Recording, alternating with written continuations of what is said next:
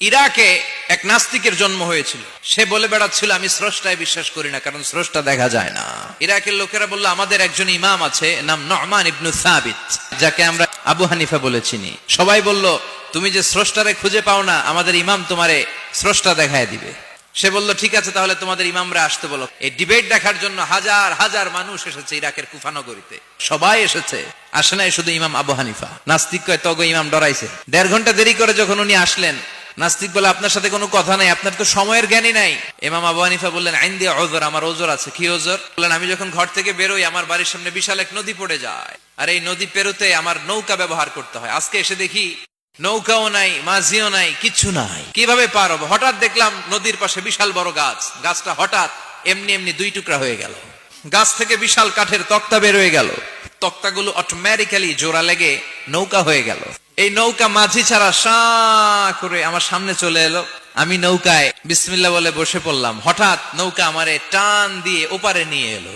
তারপর আমি আপনার এই ময়দানে ছুটে এসেছি। এই যে গাছ কাটা, তক্তা হওয়া, নৌকা হওয়া, মাঝি ছাড়া চলা, এই প্রসেসিং হতে আমার 2 ঘন্টা সময় লেগেছে। I am extremely sorry for that. নাস্তিক নেতা বলে তোকে ইমাম গাঞ্জা খাইছে, তোদের ইমাম মজনুন জুন্না আলাই, মাথার তার সিরা নিয়ে যা। ইমাম আবু হানিফা বললেন ময়দানে আমারে গালি দিলেন কেন?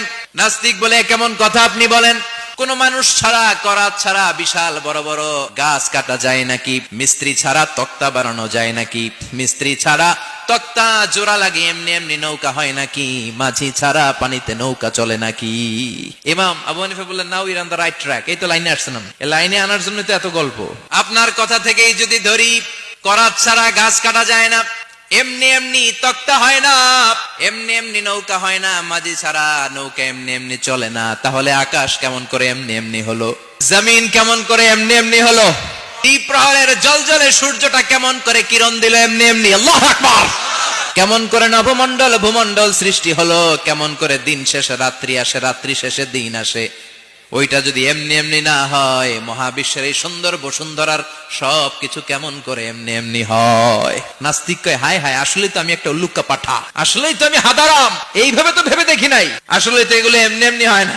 Someone is controlling everything in the world. একজন মহা শক্তিধর, মহা ব্যবস্থাপক, সব ব্যবস্থাপকদের বড় ব্যবস্থাপক। চিৎকার করে বলেন তিনি কে?